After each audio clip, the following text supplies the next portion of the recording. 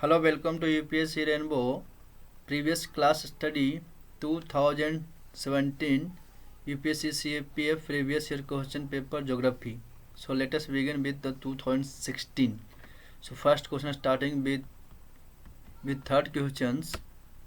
Which one of the following layers of atmosphere has high concentration of iron? अब जो atmosphere की layer की बात करेंगे तो फर्स्ट क्या हो गया? ट्रोपोस्फियर। उसके बाद क्या हो गया आपको? Stratosphere, mesosphere, thermosphere and the exosphere. आपको जो कॉन्सेंट्रेशन ऑफ आयन मिलेंगे वो कहाँ मिलेंगे आपको? तो थर्मोस्फियर में। एक्सोस्फियर तो लास्ट वाला हो गया। स्ट्राटोस्फियर में क्या मिलता है हमको? Ozone layer. ट्रोपोस्फियर में जहाँ बादल उदल होते हैं। तो इसका आंसर क्या हो जाएगा आपको? सी। नेक्स्ट क्वेश्चन क्या है? Which one of the flowing city has greater annual range of temperature?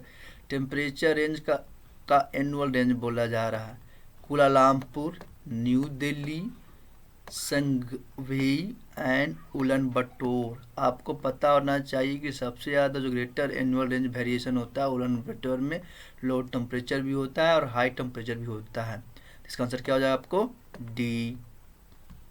यहाँ क्लाइमेट टाइप दिखाया गया है लेटर कोड से और उसका मतलब क्या है और कहाँ से एरिया पाया जाता है। ओके, तो आपको क्लाइमेट टाइप देखना है। AWAFCS एंड AM की बात किया जा रहा है। जो AW क्लाइमेट कोपेन से जो क्लासिफिकेशन किया उसके अनुसार से AW का मतलब होता है वेट रीजन वाला रीजन जो एवरग्रीन हो। तो एवरग्रीन वेट रीजन कहाँ होगा? तो अमेजन फॉरेस्ट होगा कि नहीं? तो नॉर्थ और साउथ अमेजन फॉरेस्ट होगा। इसका आंसर ए का 3 होगा कि नहीं? AF जो होगा आपका एरिया होगा, जो आपका कौन सा एरिया होगा? जो इक्वेटोरियल रीजन के पास हो। तो वेस्टर्न इक्वेटोरियल अफ्रीका हो गया आपका। और CS जो रीजन होगा आपका, जो क्या होगा? सेंट्रल कैलिफोर्निया के लिए डिफाइन किया गया है। और AM जो जनरली जो इंडिया में पाया जाता है, मानसून क्लाइमेट पाया जाता है और वो इंडियन सब कॉन्टिनेंट के लिए दर्शाया जाता है। तो इसको अगर करेक्ट मैचिंग कीजिएगा तो AW हो गया नॉर्थ और साउथ अमेजन फॉरेस्ट, AF हो गया वेस्टर्न इक्वेटोरियल अफ्रीका और CS हो गया आपको सेंट्रल कैलिफोर्निया और AM हो गया इंडियन सब कॉन्टिनेंट। किसका मैचिंग कर रहा है? C के साथ। इसका आंसर क्या हो जाएगा आपका? C। नेक्स्ट क्वेश्चन क्या है? Ramsar convention to which India is a signatory is related to conservation and wise use. अब रामसार साइट लैंड हमेशा यूज बोलते हैं वेटलैंड के लिए किया जाता है। रामसार कन्वेंशन किसी को वेटलैंड। इसका आंसर क्या हो जाएगा आपका? वेटलैंड। सीधे इजी क्वेश्चन था इसलिए आंसर इसका ए हो गया। सेवंथ क्वेश्चन क्या है? Which one of the following rivers flow between Satpura and Vindhya region. आप ऑरिजिन की बात की स्टडी किए होंगे। तो नर्मदा रिवर है जो सतपुरा विंध्या रीजन के बीच से होकर फ्लो करती है। ओके, विंध्या रीजन और सतपुरा रीजन। तो इसका आंसर क्या हो जाएगा? नर्मदा। माई का क्या खासियत है कि वो ट्रॉपी ऑफ कैंसर को 2 बार काटती है। साबरमती कहाँ बहती है? आप जानते हैं कि साबरमती राजस्थान में बहती रहती है और गुजरात का भी पार्ट में बहती है। तापी वो भी गुजरात का पार्ट है। तो इसका आंसर क्या होगा आपका? C. Consider the following statement relating to sea salinity की बात हो रहा है। सी का सेलिनिटी का क्या रिलेशन है? The ocean salinity depends on the evaporation and precipitation. Yes, ये तो जानवर करते हैं। अगर evaporation ज़्यादा होगा तो salinity क्या हो जाएगा? हाई हो जाएगा। precipitation ज़्यादा होगा तो salinity क्या हो जाएगा? कम होगा। तो डिपेंड करता है कि नहीं। इसका एक वन करेक्ट स्टेटमेंट है। Any change in temperature or density influence the salinity? Yes. Major source of sea salinity is terrestrial discharge of river. This statements are incorrect because ये मेजर सोर्स नहीं होता है और बहुत सारे सोर्स होते हैं जो आपके सैलिनिटी को बढ़ावा करता है, चाहे इवेपोरेशन हो या प्रेसिपिटेशन। इसका आंसर 1 और 2 करेक्ट होगा। तो आंसर इसका हो जाएगा ए। नेक्स्ट क्वेश्चन क्या है? Consider the following statement related to salt production in India. India is the second largest producer of the iodinized salt in the world, next only to China. So these statements are correct. Salt mining score it out in Himachal Pradesh also. Yes, आप salt mining वहाँ भी देख सकते हैं। Gujarat is the leading producer of the salt in India. Yes. Ground water is the important source of the salt इन राजस्थान। आप जानते हैं कि ग्राउंड वाटर कभी भी साल्ट का सोर्स नहीं हो सकता। तो फोर स्टेटमेंट क्या हो गया, गलत हो गया। स्टेटमेंट क्या होगा, 1 2 3। तो इसका आंसर क्या हो जाए आपका C. Which of the following statements relating to Dharwar geological system of are correct. India में बहुत सारा सिस्टम जियोलॉजिकल है, अरावली है, धरवार है, लेकिन इससे पूछ रहा है कि धरवार जियोलॉजिकल सिस्टम में कौन सा करेक्ट है। Okay, they belong to Archaean geological period. Geological period divide various में, इसमें आर्कियन जियोलॉजिकल पीरियड का पार्ट है Dharwar. Yes. They are metamorphosed sedimentary rock. Yes. They are great economic importance for the mineral sources. Rajasthan जो झारखंड इलाका है वो सब इसी में आता है, धरवार रीजन में ही आता है। वहाँ पे बहुत सारे मिनरल पाए जाते हैं कि नहीं। हाँ। फोर्थ क्या, they are found in predominantly कहाँ पर, कर्नाटका में भी, तमिलनाडु में, उड़ीसा और झारखंड बहुत इंपॉर्टेंट है धरवार रीजन के लिए। तो 1 2 3 4 आर करेक्ट स्टेटमेंट। तो इसका आंसर क्या हो जाएगा आपको ए। Which one of the following is correct order of the formation of geological system in India in terms of their age। Age के आधार पर कैसे कैसे इसका फॉर्मेशन हुआ। धरवार आप जानते हैं कि बहुत ओल्ड है, उसके बाद अरावली है, उसके बाद विंध्या है, उसके बाद खुदापा है।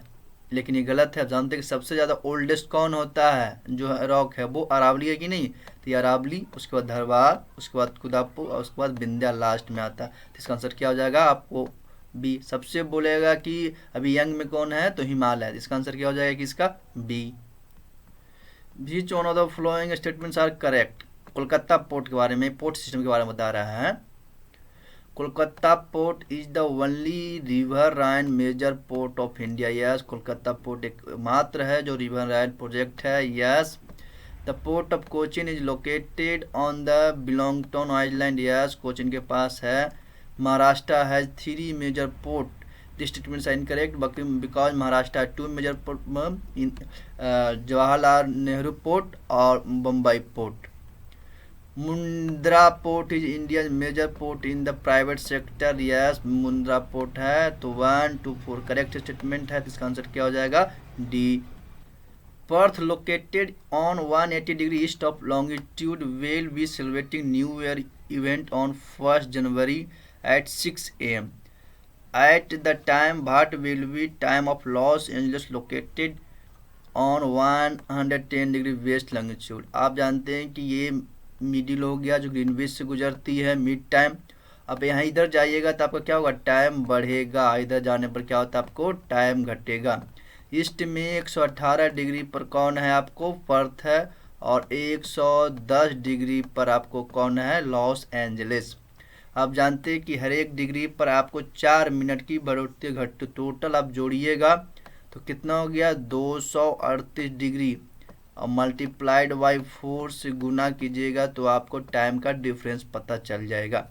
अब दोनों घटाइएगा तो आपका जो 6 AM उससे पीछे जाइएगा तो आपको 2:48 PM और एक दिन पहले होगा, 31 दिसंबर 2016 का होगा। तो इसका आंसर क्या होना चाहिए आपको बी। क्वेश्चन क्या करा, arrange the flowing varieties of silk in India in the order of decreasing production. Silk का बहुत सारा वेराइटी होता है, मुग्गा हो गया, ईरी हो गया, मलबरी और तसर। आप सुने होंगे, मलबरी का नाम सुने होंगे, सबसे ज़्यादा प्रोडक्शन होती है। तो मलबरी का सबसे ज़्यादा तो 3 फर्स्ट होना चाहिए कि नहीं, तो ये भी होगा। उसके बाद मुग्गा का होता है, मलबरी का सबसे ज़्यादा प्रोडक्शन होता है। उसके बाद मुग्गा नहीं, ईरी का होता है। आपका मुग्गा का सबसे कम होता है। तो मलबरी थर्ड, सेकंड, 1 एंड तो हो गया मलबरी पहला हो गया, दूसरा में आपका हो गया ईरी, थर्ड में तसर आ गया, सबसे कम कौन है, मुग्गा। इसका आंसर क्या हो जाएगा आपको ए। नेक्स्ट क्वेश्चन है, which of the flowing statements concerning circum-Pacific belt are correct। Circum-Pacific belt also called a ring of fire and volcanic activities also। So it is active volcanic realm, yes। It is active seismic realm, yes। It is a divergent plate boundary, not convergent। previous week इसमें wrong हुआ था। It is prone of tsunami, yes। asking और correct statement, so 1 2 4 correct। so answer क्या हो जाएगा आपका C। Which of the following statements are correct related to solar system? Venus and Uranus rotate opposite to the direction of the rotation of Earth. Yes, Venus और Uranus बस दो ही अपवाद है जो रिवर्स में रोटेट करती है अर्थ के रेस्पेक्ट में. Venus is the nearest planet to the earth. ये भी आपका क्या हो गया, नियरेस्ट प्लैनेट द अर्थ पूछ रहा है. तो नियरेस्ट कौन होता है, तो आपको मरकरी होता है सबसे. सॉरी सन का नहीं. Venus is the nearest planet to earth. Earth का होता है जरूरी, लेकिन सन का नहीं होता. This statements are also correct. First also correct. So 1 2 are correct. So answer इसका सी. नेक्स्ट प्रश्न क्या, if a place is affected by tide at 6 AM सुबह में होता है मंडे में, तो normally at what time the same place will be affected by ewe.